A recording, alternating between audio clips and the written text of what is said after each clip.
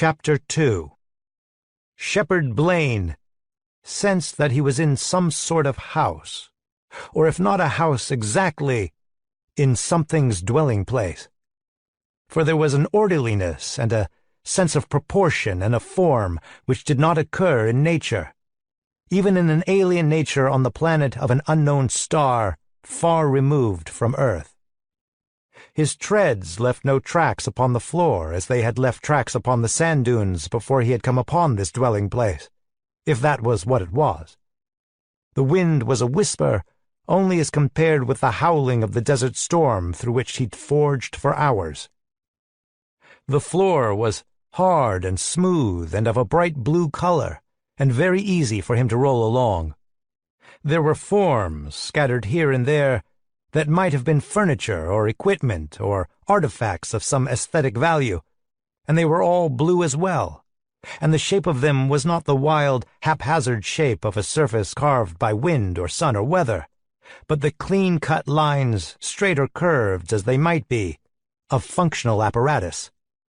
And yet the stars still shone, and the distant sun was there, dim as it might be, and so this place he had stumbled on was certainly no enclosure. Blaine moved forward slowly with all his sensors out, turned up to full capacity, and the sense of house persisted, and a little after that, the sense of life as well. He felt a thin thread of excitement mount inside himself, for it was not often that one found life at all. It was a memorable occasion when one found intelligence, and here, from the smoothness of the bright blue floor, from these artifacts, was intelligence. His pace slowed to a crawl, his treads whispering on the floor, his sensors out and working, and the whirring of the tape that sucked up sight and sound and shape and smell and form, recording temperature and time and magnetics and all the other phenomena which existed on this planet. Far off, he saw the life, the thing that sprawled limply on the floor as a lazy man might sprawl, not doing anything, not expecting to do anything, but just lying there.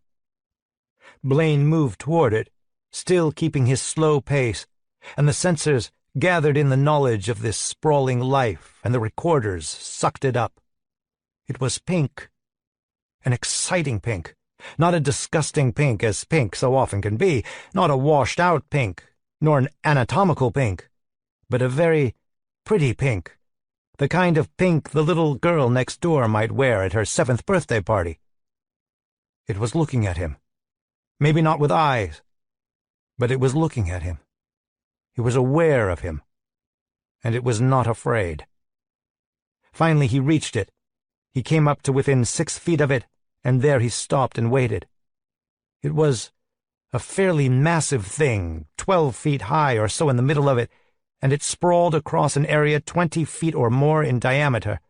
It towered above the smallness of the machine that happened to be Blaine, but there was no menace in it, nor a friendliness. There was nothing yet. It was just a lump. And this was the tough part of it, Blaine reminded himself. This was the moment when you could make or break. The move that he made now might set the pattern for all his future relationship with this thing he faced. So he stayed perfectly still and did not do a thing.